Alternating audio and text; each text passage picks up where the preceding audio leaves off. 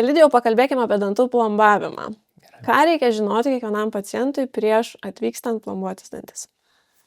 Tai prieš atvykstant plombuotis dantis, tai tikriausiai reikėtų įsivertinti, pas kokį specialistą kreipėtis, pas ką ateinat, turėti rekomendacijų, pasitikėti savo gydytojo odontologu, žinoti, ką jisai veikia, kokia jo yra kompetencija, kad viskas vyktų sklandžiai. Realiai netgi ir užmegzti ryšį su savo odontologu, manau, irgi reiktų tą tokį žmogiškai, kad, kaip sakoma, sutaptų tie bio laukai, kad viskas juk odontologijoje ir prasideda nuo paprastos komunikacijos. Jeigu gydytojas puikiai supranta, kokie yra paciento lūkesčiai, ko jisai tikisi iš viso to gydymo, jeigu gydytojas aiškiai perteikia pacientui etapus, kokio gydymo pacientui reikia, kaip visą tai atrodys, jeigu mes tą komunikaciją jau nuo pat pradžių turim, tai ir visas gydymas vyks sklandžiai. Tai nuo pačios pradžios viskas prasideda. O gal turit kažkokių patarimų, kaip įveikti baimę, nes daugelis turi tą odontologo baimę? Čia tikriausiai būtų galima gana plačiai apie tai kalbėti, bet pirmas gal toks dalykas, reiktų ir pačiam įsivardinti, kam konkrečiai baimė, ar tai yra baimė pačiai procedūrai, garsui, skausmui. Dažnu atveju susiduriam, kad pacientai labiausiai bijo, pavyzdžiui, adatos, to dūrio, to pačio pirmo momento, po to jau jie atsipalaiduoja.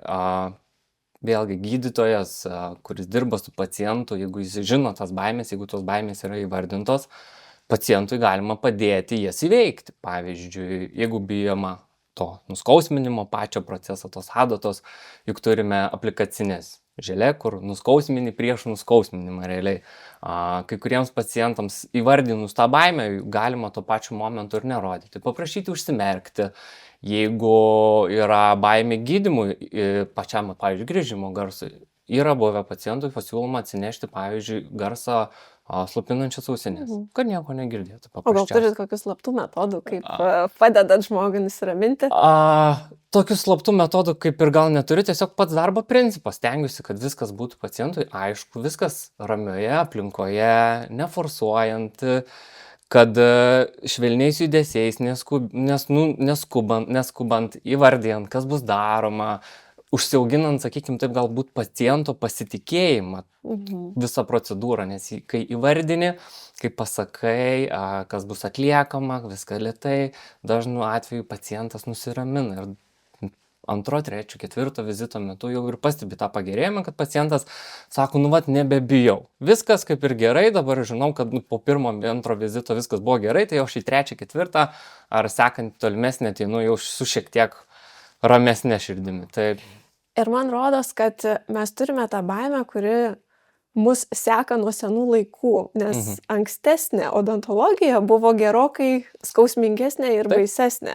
Tai kuo skiriasi ir šiuolaikinis plombavimas? Kokie yra pagrindiniai skirtumai? Kas yra pasikeitę nuo to, ką mes prisimenam iš senųjų, negaliu sakyti gerųjų laikų, bet kas yra dabar?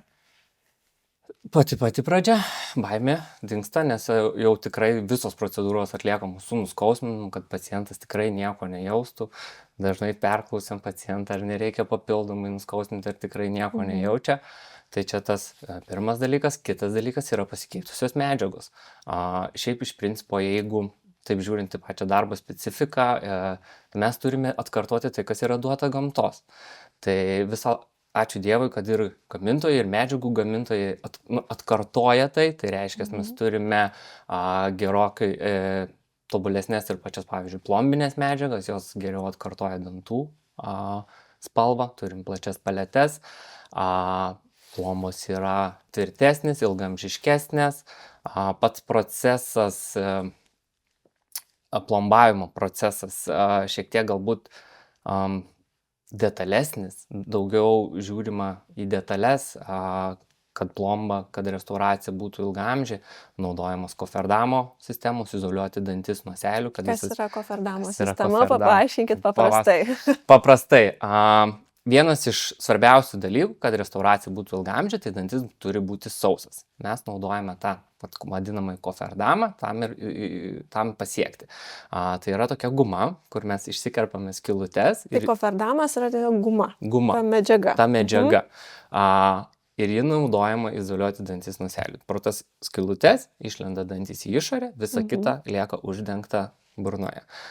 Komfortas gydytojui tik išlindė, sakykime, 3 ar 4 dantis ar daugiau pagal poreikį, visa kita uždengta dantenos, mes turim sausą darbinį lauką, kuris taipogi kaip gydytojai yra labai aiškiai matomas. Matomas visas detalės, nėra jokių seilių, rizikos, kad užsiterš plombavimo metu seilėmis. Pacientui irgi yra pliusas, tai yra didžiulis komfortas, kai niekas nepatenka į burną. Burnoje kaupiasi tik seilės, reikalui esant, pacientas kilsteli pas mus kairę ranką, mes tas seilės jam atsirbėm. Dažnu atveju, pradėjus plombuoti jau dantį, pacientas taip atsipalaiduoja, niekas į burną nebėga, tylu, girdisi tik kas kelias minutės tas pypt, lemputės sušvietimas, pasitaiko, tikrai pacientai ir užmiega. Čia yra geriausia dalis odontologo kėdėje pamiegoti. Išnaudoti laiką tinkamai. O tokia ne visai maloni situacija, kaip turiu vizitą pas odontologą ir iššoka herpes virusas. Ir aš žinau, kad negali eiti pas odontologą su juo, tai kodėl, kokios yra to priežastis? Herpes virusas iš tikrųjų yra labai stipriai užkrečiamas, ypatingai per pirmas 72 valandas, man atrodo, yra tas jo pikas.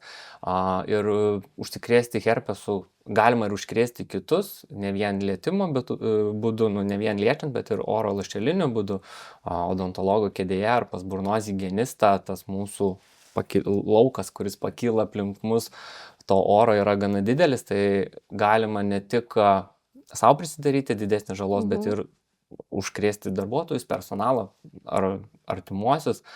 Pačiam pacientui, tarkim, procedūros metu yra atliekama ar pažeidžiama kažkokia tai gleivinės dalis, tai jam herpesas esantis ant lūpos gali, sakykime, taip paprastai pasakysiu, pasisėti burnos ertmėje ir tai sukelti netgi tiesiog diskomfortą valgant, kalbant, gyjimas ilgas, tai visas procedūras atsiradus herpesui ant lūpos reikėtų atidėti kol jisai sugyja.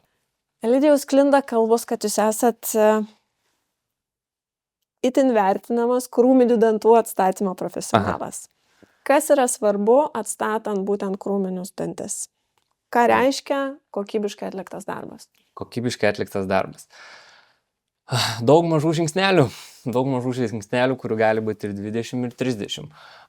Pagrindiniai aspektai atstatinėjant krūminius dantis, tai vėlgi paminėsiu, kad restauracija būtų ilgamžė, niekas nemėgsta lankytis pas odontologą dažnai, tikrai ne ta vieta, kur būtų malonu leisti tą laiką, tenka pripažinti. Tai aš atstatinėdamas krūminius dantis, plombuodamas krūminius dantis ir stengiuosi, kad pacientas pas mane dėl to danties ateitų vieną kartą ir greičiausiai nereiktų grįžti prie to 10 ar 15 metų. Kaip tą pasiekti? Sakykime, kalbėsiu pavyzdžiais. Turiu pavyzdį, tarkim, ateina pacientas, reikia plombuoti krūminį dantį, matau per gyvenimą, tas dantis buvo plombuotas 3-4 kartus, matau senas restauracijas. Viena iš jų kažkokia pralaidi, problema galbūt kita aiškesnė paciento juntama skylutė.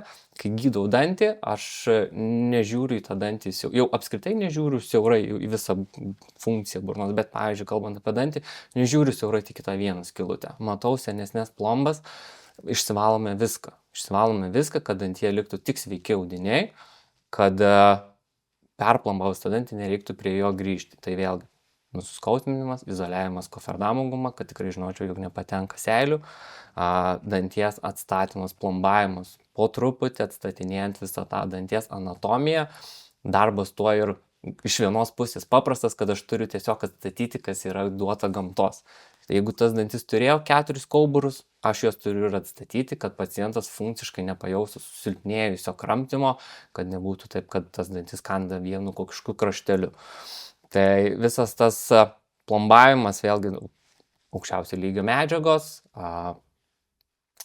technologija, sakykime, metodika, kurią aš naudoju, jau irgi laiko patikrinta, žinau, kas veikia mano rankose atstačius taip dantį, gerai išpoliravus tą restauraciją, kad neturėtume jokių kabančių kraštų, neturėtume netikslumo plombos, atstačius danties tą anatomiją, tos kauburus, mes turėsim ilgalaikę restauraciją, galbūt dėl to pacientai ir vertina tą darbą, kad jie žino, nes aš mėgstu ir parodyti gydymo visą eigą, kaip atrodo prieš kokia problema, galima net padaryti nuotraukas, kaip atrodo tas dantukas išvalius viską, kokio dydžio apimties problema ir užplombavus, kaip atrodo. Tada pacientai labai aiškiai mato skirtumų, kaip buvo ir kaip iš tikrųjų turėtų būti.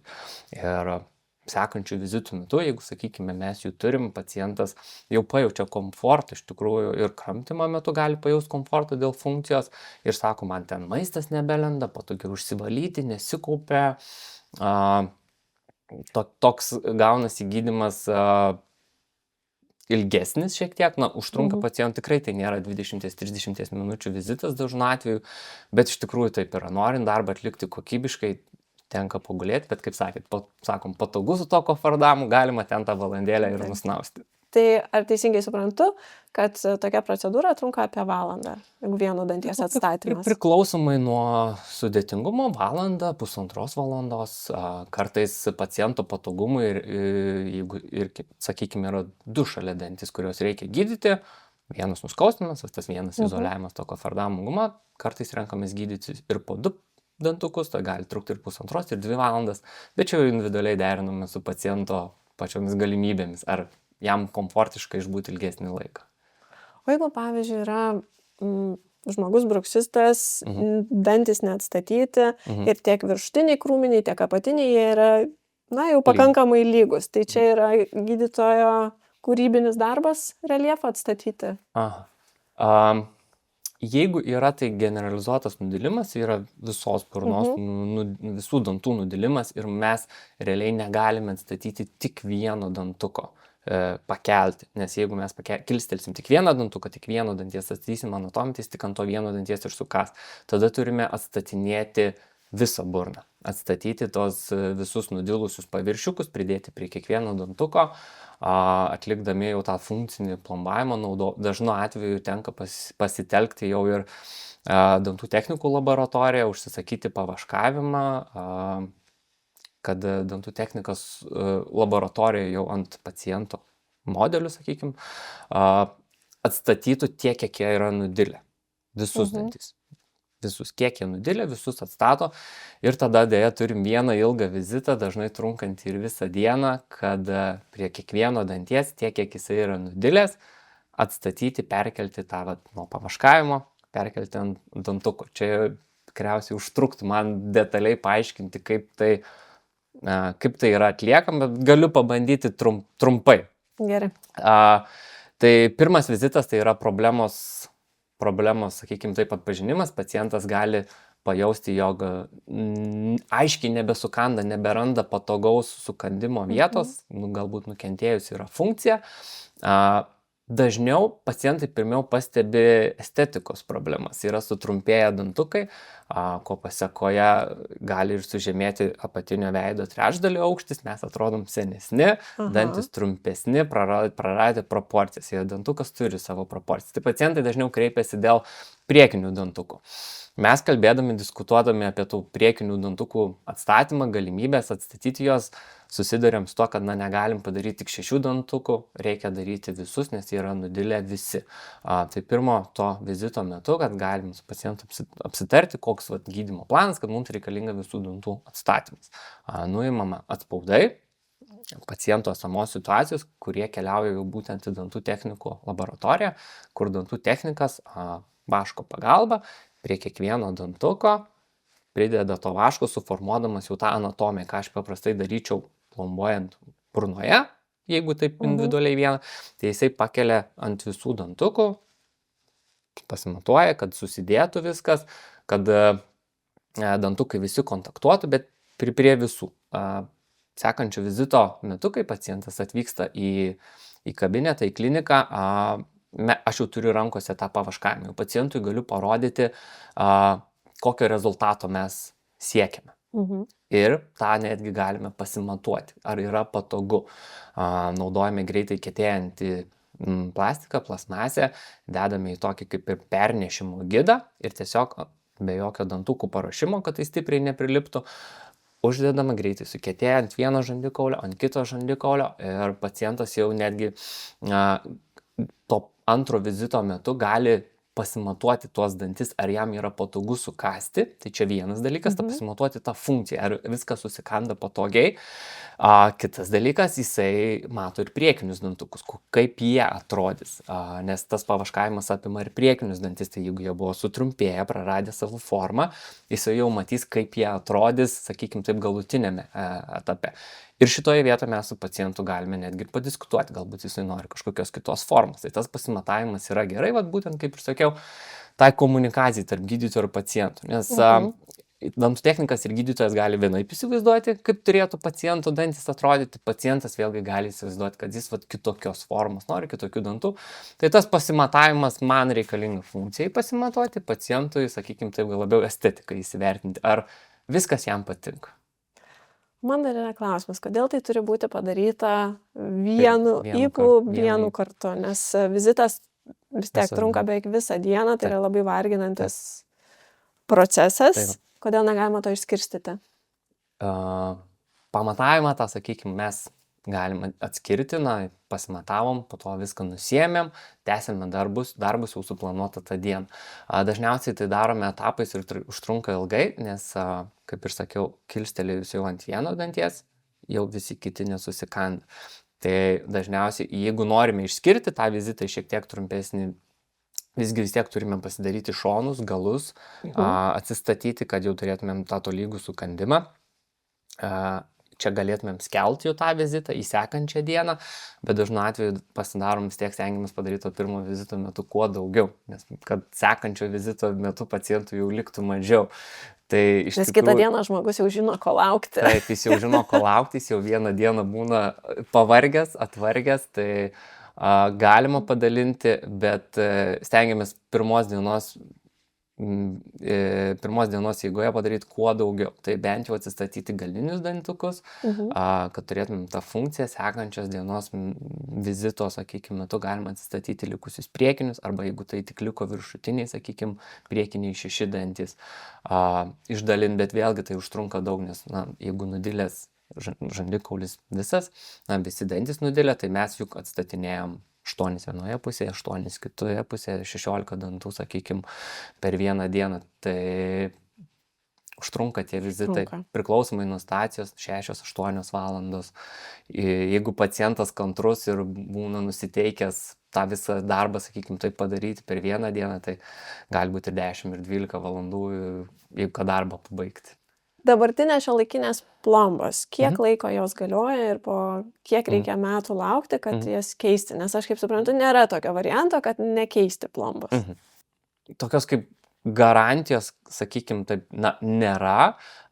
Yra gamintojų deklaruojamas, sakykime, tas kažkoks laikotarpis 10-15 metų. Bet vėlgi tai yra labai individualus dalykas. Sakykime, jeigu viskas padaryta iš tikrųjų, kaip reikia po tą vieną etapuką, 30 etapų nusiskausminai, koferdamas, švariai išsivaliai, naudojama didinamoji optika, tai tu viską matai, kiekvieną niuansiuką, sakykime, taip. Ir viskas kruopščiai atlikta, gerai išpoliruota, nėra kabančių kraštų, nebus plombos pralaidumų. Tai ta restauracija tikrai gali tarnauti 10-15 metų ir ilgiau. Tik atsiranda jau ne nuo manęs, jau ne nuo mūsų priklausantis faktorius, tai yra kaip pacientas prižiūri savo tuos dantis. Jeigu jo maisto racione daug gaiviųjų gėrimų, Coca-Cola arba labai mėgsta saldumynus, o po to priežiūro valymas nebe toks jau ir geras, burnos higiena nėra reguliari, tai be abejo tas tarnavimo laikotarpis tam pacientui gali ir sutrumpėti. Jeigu turim, pavyzdžiui, padidėjus rūgštingumą, tai ta restauracija pas vieną pacientą, kuris to, tarkim, neturi, po 5 metų gali atrodyti idealiai ir nereikės net papoliruoti. O kitam pacientui, kuris, pavyzdžiui, ir žalingų įpročių turi, ir gal kokių ten sveikatos problemų, rūgštingumas, tos plombytės, tos restauracijos gali atrodyti prasčiau. Kalbant apie priekinius dantukus, pavyzdžiui, jeigu yra gera priežiūra, tai tikrai priekiniuose dantyse plombos tikrai nereiks keisti po 5 metų, gali tai tarnauti ilgiau. Viskas labai priklauso, kaip jau po to prižiūrime mes tą pasiektą, sunkiai pasiektą pacientų užtarnautą rezultatą. Kas yra nekokybiškas plombavimas, ar dažnai tenka taisyti? nekokybiškas plombavimas, mano akimis, mano supratimu, ką aš matau ir rodau savo pacientam, tai netgi tai gali būti ne kažkokia jau dabar esama problema, labai rimta problema, bet ateityje galinti atsirasti problema dėl, pavyzdžiui, kabančios plombos. Ką reiškia kabanti plomba? Kai yra plombuojamas dantis, jisai turi ir plomba turi idealiai susivesti su danties paviršiumi. Nebūti jokio plyšiuko, nebūti jokių perdengimų, neigiamų ar teigiamų. Nes jeigu turėsime kabantį plombos kaštais, kaip dažniausiai, jeigu matau, tai jis būna teigiamas, lipa ant dantenų, mes ten niekada neturėsime prisitvirtinusios dantenos prie danties, tai gali formuotis kišenės, prasidėti tokios periodontologinės problemas. Toje vietoje neišvengiamai kaupsis maisto likučiai, apnašos ir jeigu mes ten nuolatos turime susikaupusius maisto likučius, be abejo atsiras antrinis gedimas. Tai yra restauracija, plomba ir tarp plombos ir danties toje riboje greičiausiai turėsime gedimą. Tai čia vienas iš galbūt dažniausių dalykų, su kuo susiduriu. Kitas dalykas būtų, tai apie tą kalbėtą anatomiją, tai jos nebuvimas, dantukų plombytės plokščias, kenčia pacientų funkciją, dantukai turi tokią blogą savybę, duosi jiem laisvės, kuriems bus lengviau, ten jie ir nujudės. Kaip pavyzdys, jauname amžiuje, jeigu jaunas pacientas turėjo didesnę kažkokią problemą, didesnį gedimą ir to danties jo anatomija buvo neatstatyta, kalbėkim apie apatinį dantuką, tarkim, palikta kažkokia duobė. Tai viršutinis dantukas, turėdamas vietos judėti į apačią, jisai ten ir nusileis. Tai netgi nuo nekokybiškos plombos, nuo nekokybiškos restauracijos gali netgi ir pasikeisti pats sąkandis, gali jisai pajudėti tie dantis, netgi tokios problemos gali būti. Tai vieni iš dažniausiai susidurinčių. Kitas dalykas - kraštinis pralaidumas. Kraštinis pralaidumas jau čia pacientui gali ir šiek tiek jaustis, kai tarp danties ir plombos yra plyšiukas. Jis iš pradžių... Tai čia vadinama ta pralaidi plomba. Ne visiems pacientam tai yra juntama, ne visiems reaguoja į tą šaltį, tarkim, ar tas plyšiukas tikrai nėra toks didelis, kad maistas lįstų tenais, bet tai jau gali būti problema pasislėpusi žemiau, gali būti gedimas po plomba atsiradęs, kurio vizualiai nesimato ir pacientas to nejaučia. Gali būti tai atsiradę laikui bėgant, tai plombai dylant, traukiantis, kraštinis pralaidumas, netgi sakykim taip, gedimas gali eiti tiek gilyn po dantuku, po tą plombytę per tą kraštinį pralaidumą, netgi pasiekti danties nervą. Ir pacientas gali to net nejausti, iki kol jau, sakykime, prasidės danties nervo uždegimas. Tai keičiame dažnai tokias plombas, kad užbėgti įvykiams už akių, nes vienas vizitas, išsivalome senas nekokybiškas, tarkim, restauracijas plombus, kur matome problemas, jas pasikeičia, mes užbėgsim rimtesniems problemams. Tai yra kanalų gydymas ar netgi ten po to danties protezavimas. Vienas vizitas, problema išspręsta, o po to gali tekti ir dėl vieno danties 2-3 kartus ateiti. Tikrai niekas to nenori.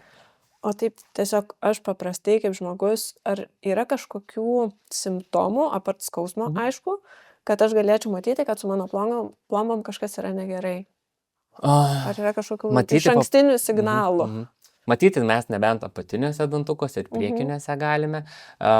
Signalas būtų pasitikrinti pas odontologą, pasirodyti, pasiklausti, ar taip turi būti, jeigu, pavyzdžiui, turime lendančio maisto į tarpdančius, kur tikrai būna, juntame, kad vienas tarpdantis, kažką suvalgiam ir ten jau kažkas yra.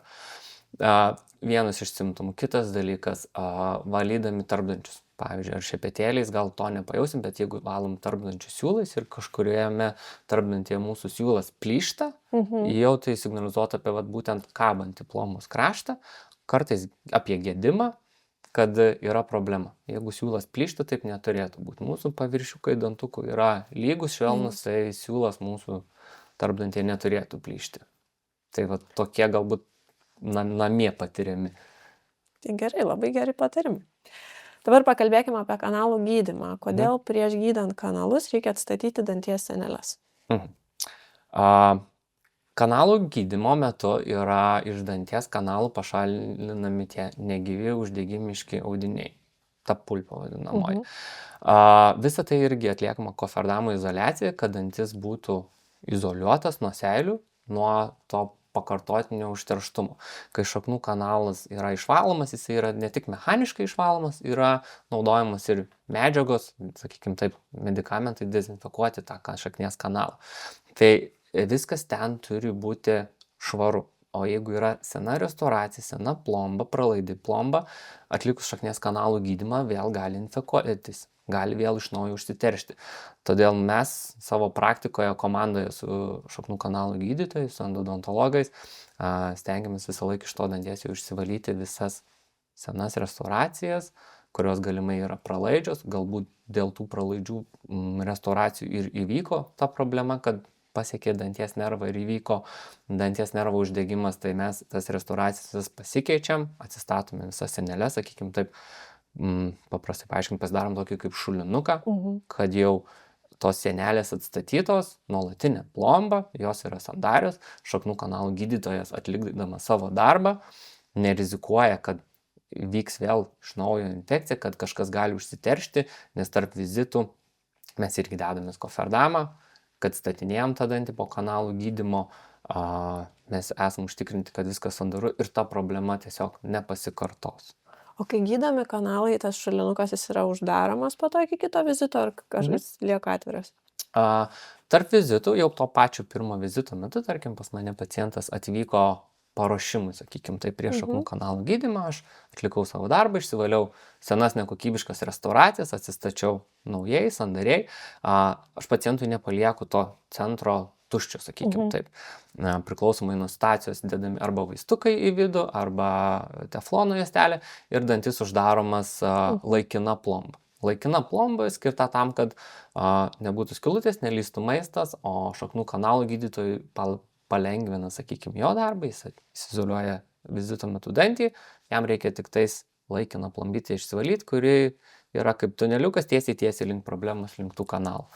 Po šaknų kanalų gydymo gydytojas vėlgi uždaro tą centriuką su laikina plomba ir jau pacientas tada atvyksta pas mane galutiniam to danties užbaigimui. Ar galima plombuoti dantis prieš tai nepasidarius dantų higienos? Išskirtinais atvejais, sakykime, suskaudo, skausmas, reikia padėti čia ir dabar, tą gydymą atlikti galima, tik be abejo aš tą jau vieną dantį turėsiu nusivalyti, nusigramdyti, jeigu ten yra akmenukų. Tai geriau ir man kaip gydytojui smagiau dirbti švarioje burnoje, kai man nereikia jaudintis, kad iš kažkur gali pradėti kraujuoti, ar kad kiekvieną dantuką reikės pačiam mechaniškai nusivalyti, tos akmenukus ar apnašytės. Tai smagiau, kai tai yra atlikta, tai mano noro ir mūsų rekomendacija yra prieš gydymą pirmiausia pasidaryti profesionalią burnos higieną. Ir gydytojui bus paprasčiau, ir vizitas sekantis tikriausiai bus trumpesnis, kad nereikės papildomų darbų daryti, ką šiaip higienistas padaro. Yra žmonių, kurie nesilanko reguliariai pas higienistus, bet ir nejaučia didelių problemų. Na, tiesiog vizualiai mato, kad nėra didelių akmenų susikaupusių, dantis atrodo švarus, viskas atrodo. Kodėl, pavyzdžiui, vieniem labai greitai atsiranda visos tos susikaupusios apnašos, o kitiem ne? Sakyčiau, galima netgi būtų pacientus išskirti į dviejus tipus. Vieniems pacientams daugiau kaupiasi mineralizuoti tie akmenys, apnašos, sakykime taip. Jie tokio kaip dantenų uždegimo, kad jiems kraujuotų ir signalizuotų apie tai, jie neturi, bet jie turi gausiai besikaupiančius akmenys, sakykime, įvardinkim tai akmenys. Laikui bėgant tie akmenys, jie neauga danties paviršiumi aukštyn. Jie leidžiasi žemyn danties paviršiumi. Ir jeigu iš pradžių akmenukų tos sankaupos yra vainikinėje dalyje, jos laikui bėgant leidžiasi link šaknies, žemyn. Jeigu iš pradžių jos sukelia dantenų uždegimą, jos vėliau gali sukelti kaulo uždegimą. Tai ne tik danteną atsitraukia nuo danties, bet gali pradėti ir nykti kaulas aplink dantį. Pacientas gali kažkokių aiškių ir ryškių simptomų nejausti iki tol, kol jau tampa per vėlu, kai nutirpia pusę aukščio šaknies, tarkim, kaulo ir tas dantis jau pradeda judėti, ta liaudiškai vadinamoji parodontozė. Kitas pacientų tipas, kurie galbūt kreipiasi dažniau ir greičiau, kuriems nebūna labai stipriai mineralizuotų tų apnašų, bet viskas jiems pasireiškia dantenų uždegimu, iš jų gausiai kraujuoja, jos atsitraukusios nuo danties, pacientas jaučia jautrumą nuo šalčio, nuo saldaus. Tokius pacientus pamatom mes dažniau ir jie kreipiasi patys. Pacientai turėdami daugiau mineralizuotų akmenų, jie kreipiasi patys rečiau, labiau mes jau juos informuojame dėl esamos situacijos ir kas gali nutikti, kokia gali būti pasekmė ir koks sudėtingas gali būti po to gydymas, jeigu mes netliksime tos burnos higienos reguliariai. Kaupiasi tie akmenukai visiems. Daugiau ar mažiau. Tai koks yra optimalus laiko tarpas tarp higienų? Aš labai mėgstu, kai tą laikotarpį individualiai įvertina burnos higienistai. Ir kiekvienam tai yra skirtingai. Aš manau, kad tai turėtų būti kiekvienam skirtingai. Ne visi mes vienodai prižiūrime dantukus, ne vienodai ir kaupiasi apnašos. Yra tas dalykas, kad vieniems tikrai kaupiasi greičiau, kitiems lėčiau. Vieniems gali būti kartą į metus, tikrai užtenka pasidaryti profesionalią burnos higieną ir jinai nebus jam nei nemaloni, nei skausminga, nes jis neturės dar rimtų problemų. Pacientas, kuris pavėlavo šiek tiek, sakykime, su profesionaliomis burnos higienomis, jau vyresnio amžiaus pacientas, sakykime, turintis jau problemų, jau periodontologinių problemų, tokiam pacientui gali tekti lankytis ir kas 3-6 mėnesius. Jeigu tos problemos jau yra pažengusios, kad prižiūrėti, kad neprarasti sveikų dantų, gali būti ir tas laikotarpis toks trumpas. Ar gali būti kažkokių kitų priežasčių, apart uždegimo, kai kraujuoja dantenos? Na, aišku, fizinis sužeidimas taip, bet ar yra kažkokių kitų priežasčių, kad pradeda jos kraujuoti? Ar tai yra vienintelis, na, kaip signalas, kad yra uždegimas ir jau reikia dantis prižiūrėti atidžiau?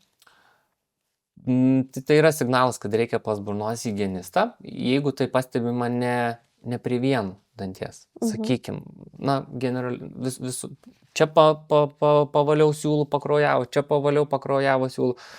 Na, jau gali būti ženklas, kad tikrai reikia pas higienistą. Bet kaip iš mano pusės, kaip gydančio gydytojo, tai dažnai pastebime, kad gali būti vienas kraujuojantis tarpdantis, nes yra problema vėl kabanti plomba, dantena ten atsitraukia, arba netvirtai uždarytas tarpdantis, yra tarpas tarp dantukų, ten lenda maistas, jisai pastoviai traumuoja danteną ten uždegimiška, tik viename tarpdantyje. Tai gali būti ženklas, kad ta kraujuojanti dantena nekokybiškos restauracijos arba gedimo sukeltas kraujavimas ir tai išsprendžiama realiai vieno vizito metu, sugydai problemą, dantena sugyja, kraujavimo nelieka. Tai žodžiu, tokių nesąmonių, kaip mano ten ploni kapiliarai, tai nėra tokių. Jeigu jau kraujuoja dantena, tai vadinasi yra kažkokia problema. Jeigu jau kraujuoja dantena, tai manau yra problema. Tai realiai jau dabar papasakokit, kas yra gera dantų priežiūra namų sąlygom.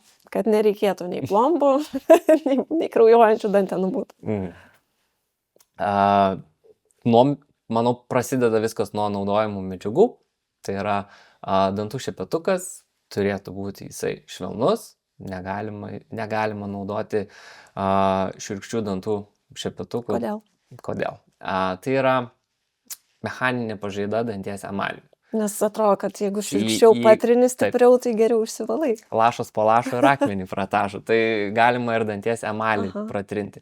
Ypač jeigu tai yra kombinuojama su sekančių svarbiausių dalykų, tai dantų pasta. Jeigu dantų pasta, sakykime, taip kabutėse, paminėsiu balinančioji, plus mūsų rankose tas toks geras dantų šepetėlis, šiurkštus, su kuriuo jaučiu, kad pašveisiu, tai tikrai dažnu atveju pastebime pacientų su emalio problemomis, emalio defektais, nes jie iš tikrųjų tą savo emalio ir paplonina. Tai o jeigu elektrinis dantų šepetukas, tai dar blogiau. Priklausomai nuo pačio to elektrinio šepetuko. Seniau naudojami elektriniai šepetėliai, jie sukdavosi, turėdavo trumpus šerelius ir jie nebūdavo labai švelnus. Papildomai, ką mes vis tiek tą judesį tokį įprastą turim, tai jeigu pats šepetėlis sukasi ir mes dar pridedame tos jėgos, pažeidimai buvo gana dažni. Šiuolaikinis elektrinis dantų šepetėlis turi ir toks turėtų būti, jeigu jis yra naudojamas su apsauga nuo spaudimo. Jeigu mes per stipriai paspausime tą šepetėlį, mums apie tai leis žinoti, nes jau jisai savo darbą daro, jis jau dirba. Tai yra elektrinių šepetėlių, kurie taisyklingai juos naudojant nedarys žalos. Tai netgi padės. Netgi padės, tai padeda mažiesiems mūsų pacientams. Kažkokia technologija vis tiek labiau įtraukia, yra planšetinėse kompiuteriuose ir programėlių, dantų valymo, tai gali padėti jaunąjį pacientą, pavyzdžiui, biškutį į tą rutiną, į tą įprotį įvesti.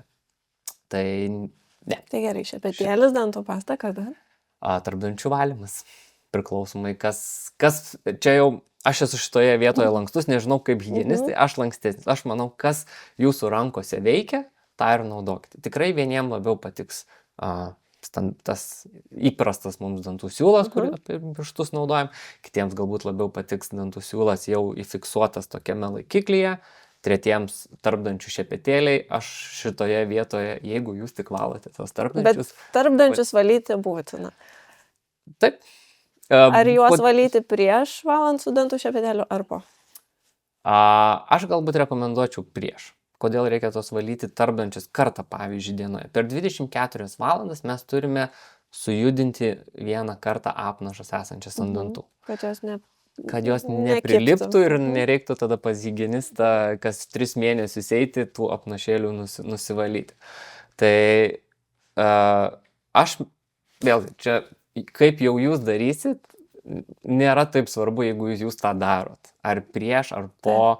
Aš išsivalau prieš, susijudinu tą apnašą ir tada bendrai su įprastu to dideliu dantų šepetėliu jau nusivalau. O vieno danties šepetėlis? Vieno danties šepetėlis labai svarbu, nes mes turime sunkiai pasiekim vietų, kur įprastas mūsų dantų šepetėlis nepasieks. Vėlgi apie mano minėtą tą anatomiją, tos kauburus, tai jeigu dantukas yra nenudilęs, jeigu, pavyzdžiui, jaunas pacientas, mes turime labai gerai, aiškiai išreikštą tą dantų anatomiją su giliomis dobelėmis, tomis vagelėmis. Paprastų dantų šepetėlių mes jų galime tiesiog nepasiekti, išvalyti, jo praeisim viršum, o jeigu kažkas įstrigę, gali likti neišvalyta. Vieno danties šepetėlis, turintis tą smulkę galvutę, puikiai ten pasieks.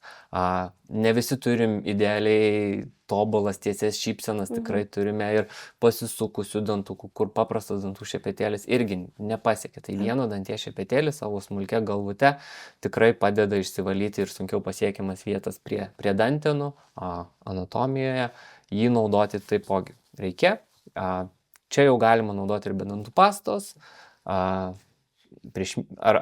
išsivalius viską, pasidarius išsivalius tarpdančius, nusivalius pagrindinių šepetėlių, atsisėsti priešais televizorių ar skaitant knygą ir ten su to vieno danties šepetėliu tiesiog prie kiekvieno to dantuko, prie dantenų iš viršaus išsivalyti. Šiek tiek palėtė mažųjų temą, tai noriu paklausti, tai vat namų sąlygom tėvam, ką reikia stebėti vaikui augant, kada parodyti pas odontologui, ką reikia žinoti tiesiog tėvam, kad nepraleisti momento? Aš manau, pats geriausias momentas yra kokie 3-4 metai. Tas mažasis mūsų pacientas jau jisai domėsis aplinką, jau jam išliks kažkoks tai prisiminimas.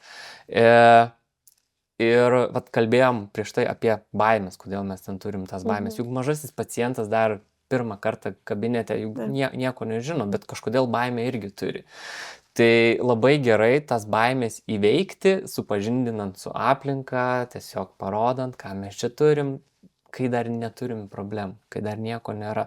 Tai tas pirmasis mažojo paciento vizitas labai šaunu, kai yra tiesiog apžiūra, susipažindinimas su aplinka, kai tiesiog nieko nereikia daryti, galbūt mes tik dantukus valytis pasimokom. Taip jisai susipažinę su tą aplinką, galim užsiauginti to jaunojo paciento tą pasitikėjimą ir jis iš vis neturės baimių, nes ateinu, pasitikrinu dantukus, kažkokį tai ten gal dar priziuką gaunu, kažkas tokio, jam lieka geras atsiminimas. Jeigu pacientui augant atsiras problemėlė, mes tą pacientą reguliariai, sakykim taip, idealiomis sąlygomis reguliariai matom, mes pamatysim tą mažą problemytę, ją iš karto sutvarkom, pacientui nelieka. O kas yra reguliariai, kas kiek laiko? Priklauso mums, kaip reguliariai pacientas smaližiauja. Gal turbūt labiau priklauso ne kiek smaližiauja, kaip gerai dantis prižiūri. Abu dalykai labai svarbus. Mytyba, jeigu maisto racione yra labai daug cukraus, tikrai tie dantis bus linkę gesti labiau ir tokį pacientą norėtume matyti kas pusę metų netgi, nes gali gedimai atsirasti gana greit pieninėse dantyse. Tėvai tai gali pastebėti, todėl kad pieniniai dantukai nesugadinti, labai balti, šviesus, jeigu tik yra gedimas, jisai gerai matysis. Tai žodžiu, nepraleisti. Svarbiausia yra nepraleisti. Vieni gydytojai dirba naudojant padidinamąją optiką, kiti ne. Ar tai reiškia, kad dirbant su padidinamąją optiką darbas yra geriau atliekamas? Jeigu trumpai, tai taip. Plika akimi mes tikrai tiek pat nematome, kiek su padidinamąją optiką. Priklausomai nuo optikos galingumo, jų yra skirtingų dydžių. Sakykime, taip, aš naudoju 6,5 karto didinamą optiką. Tai mano matomas tas vaizdas yra gerokai didesnis, plus yra papildomai apšvietimas, kuris ten, kur žiūriu, ten jisai ir šviečia. Tai reiškia, kad matau ne tik daug, bet matau daug ir aiškiai, ne daug tamsos. Tai smulkiausios problemos įtrūkimai, įskilimai, tas pats vieta, kurioje yra sugedęs dantukas, jo išvalymas, po to sekantis etapas labai svarbus, tas išpoliravimas, apdaila. Jeigu viską gerai matai, labai maža tikimybė, kad suklysi kažkur, nes tu jau savo suklysti negali leisti. Koferdamas užsidėjęs, dantis izoliuotas nuo seilių, jokių dantenų, jokių seilių. Vaizdą matai 6,5 karto didesnį, prieš akis arbūzas. Tai tikrai viską gerai matysi ir labai retai pasitaiko tada klaidų. Jeigu nenaudojama didinamoji optika, tai mūsų akis nėra įgali taip gerai matyti. Arba jau tada būsime per daug intimioje zonoje paciento, jeigu stengsime ten kažką įžiūrėti. Aš įsivaizduoju, kad galima nenaudoti didinamosios optikos, pavyzdžiui, jeigu yra gydytojas dirbantis galbūt tik su priekiniais dantimis. Kompromisas toks būtų, kad taip, bet gydytojo kenties ergonomika ir atstumas, kokiame jisai kartais bus, tikrai jau bus toks nemalonus galbūt ir pacientui. Dirbant su didinamąja optika, vėlgi tarp gydytojo ir paciento yra laikomas gana nemažas atstumas. Gydytojui neskauda nugaros, nekenčia jo produktyvumas darbo, nes jeigu gydytojas susilenkęs į vakarą jau juda krūta, gali tikrai nukentėti ir produktyvumas, tai didinamoji optika, manau, yra labai didelis pliusas tiek gydytojui, tiek pacientui, kuris, gauna tą paslaugą, kad jinai būtų kokybiška. Ir man kaip pacientui čia vienas iš indikatorių, kad jeigu yra optika, tai jau yra geras ženklas. Taip, aš išskirčiau keletą. Koferdavimas, optika, viskas aiškiai, tiksliai. Tai tokie mano galbūt pagrindiniai būtų. Ir čia yra visiškai asmeninis kiekvieno odontologo pasirinkimas. Tai nėra reikalavimas kažkoks, kad procedūrai reikia būtinai naudoti tokias medžiagas, tokią techniką. Ne. Jūs patys sprendžiat. Mes papildomai prisidėti.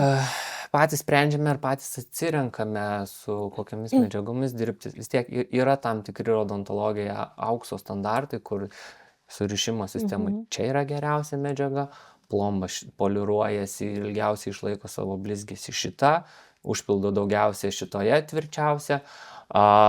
Yra tie visi niuansai, kad viskas sudedi, jau turi geriausias medžiagas savo rankose, nebegali leisti savo suklysti, nes medžiagas turi, žinias turi, lieka tik tais savo pačią rankas įgalinti, vis tik yra tai amatas, tai padaryti viską gerai, kad ta paciento šypsena džiugintų ir pacientą, ir patį gydytoją, nes gerai atliktas darbas, kai pacientas nejaučia skausmo, viskas jam yra gerai, abi pusės laimingos, patenkintos. Dabar rodosi, kad yra lyg tokia tendencija, kad su dantim situacija vis prastėja ir žmonės dantis praradinėja vis dažniau. Ar tai yra tiesa, ar pastebi tai savo darbe? Pastebiu tai savo darbe, tai vienas iš tokių dalykų, kuris mane iš tikrųjų šiek tiek biškutį ir erzina, nes jeigu naujas tai yra pacientas atvykęs į mūsų kliniką, aš tikrai matau, kad jisai lankosi pas odontologus, nes aš matau plombuoti dantis ir viename dantyje gali būti ir 4 ir 5 plombos. Tai aš suprantu, kad jis jau per gyvenimą mažiausiai 5 kartus tą dantį plombavo. Matau netektų dantų, būna su pacientais, vis tiek šnekamės, kas nutiko. Trauma, ne, tvarkiau, tada sutvarkė kanalus, ten suprotezavo ir galiausiai išrovė ir reikia implantų. Tai tą pastebime, bet galbūt tai yra pasiekmė nekokybiško gydymo arba jau pavėluoto to gydymo. Jeigu gydymas atliktas laiku ir atliktas kokybiškai, ten mažai lieka vietos kažkam nutikti. Gali būti taip trauma, įkandome alyvuogę be kauliuko, mintyse be kauliuko ten jisai buvo, ar slyva, ir tas dantis kilo, lūžo.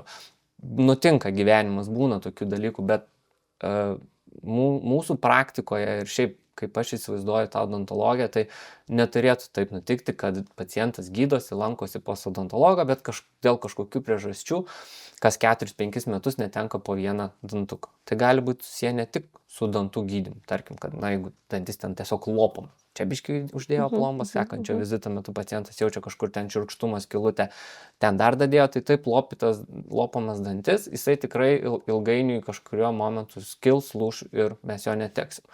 Kitas aspektas, prieš tai kalbėta burnos higiena. Tikrai pasitaiko, kad jinai niekada nedaryta. Pacientas niekada nebuvo informuotas, kad turi tų nematomų podanteninių akmenukų, kurie jau padarė pažeidimą ir kaulę. Ir dėl nutirpusio kaulo aplink dantį, dėl tos vadinamosios liaudiškai parodontozės, jisai netenka po kelis dantis, bet nieko nėra daroma. Netliekama higiena, netliekamas periodontologinis gydymas ir tiesiog palaipsniui pacientas netenka po kelis dantis. Tai taip neturėtų būti.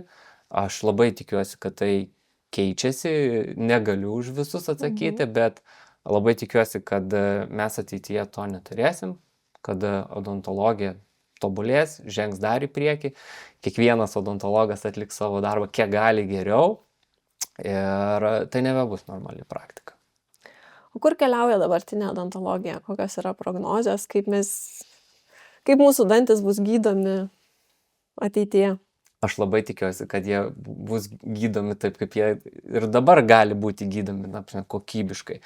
Ar bus įmanoma atauginti dantis? Nežinau.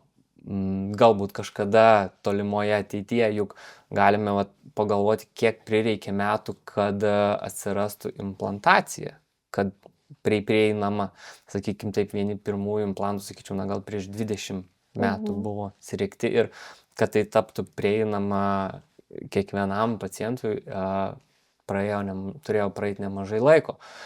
Kad kažkas labai ženkliai pasikeistų, labai abejoju, o vienintelis dalykas link ko buvo visą laiką einama, sakykime taip, ir dabar einama, tai atkartoti tai, kas yra duota gamtos. Kad restauracijos, kad plombos, jos savo fizikinėmis savybėmis atkartotų danties audinius. Kaip dažnai atsinaujina plombų medžiagiškumas? Iš savo praktikos, kas kiek laiko atsiranda vis kažkas geresnio? Prieš tai minėjau, medžiagos, sakykime, tie auksiniai standartai. Tai kaip pavyzdys surišimo sistema, 2 komponentų naudojama, jau rinkoje yra virš 20 metų. Tai nieko geriau neatsirado. Yra dalykų, kurie nesikeičia. Pati medžiaga plombinė medžiaga, jinai taip tobulėja. Jos savybės yra gerinamos, jinai šiek tiek keičiasi. Tampa tvirtesnė, ilgalaikiškesnė, geriau išlaiko blizgesį, lengviau poliruojasi. Gamintojas į tai yra orientuotas, kad ta restauracija būtų vis tobulesnė. Tai ačiū, Elidijau, dabar plombavimas ir dantų priežiūra atrodo labai aiški sritis. Tikiuosi, ačiū.